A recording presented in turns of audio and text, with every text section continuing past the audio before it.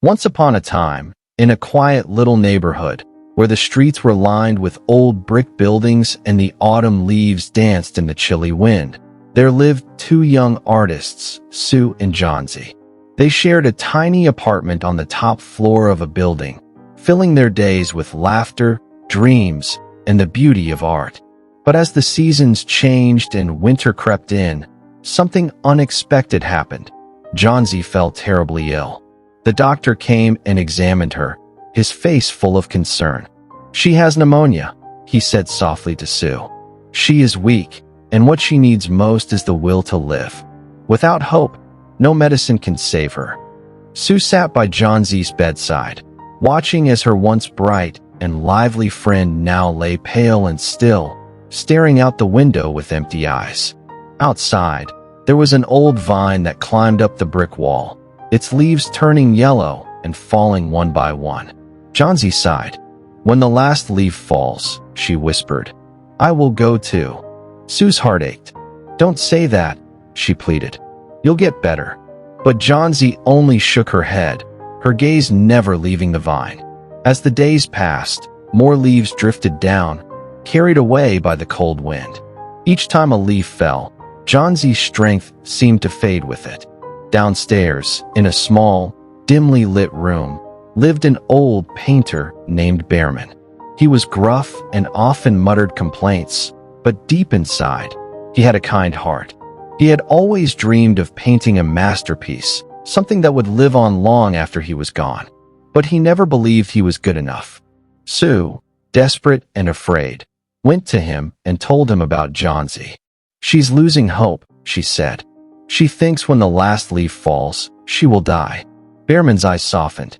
He didn't say much, but that night, as the storm raged and the wind howled through the streets, he quietly stepped outside.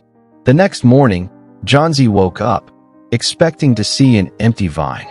But there it was, a single leaf, clinging to the wall, strong and unmoving, despite the wind and rain. She gasped. "It's still there."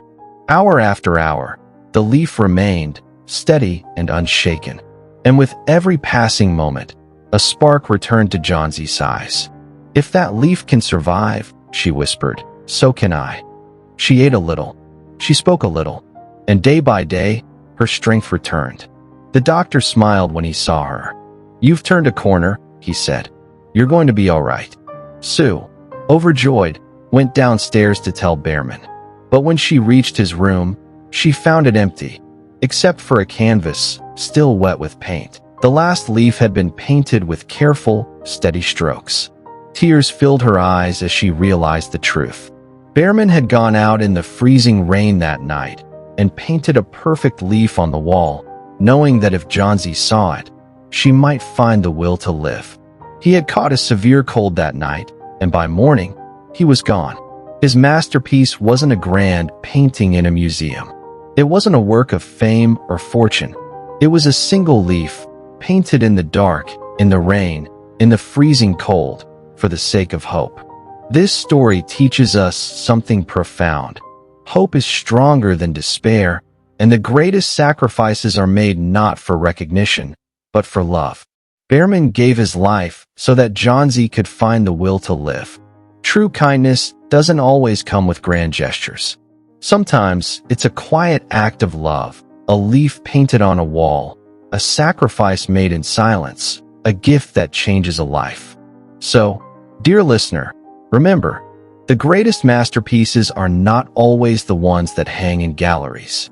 Sometimes, they are the ones that live in the hearts of those we save. If this story touched your heart, don't forget to like, share, and subscribe for more inspiring tales. Turn on notifications so you never miss a story filled with wisdom and wonder.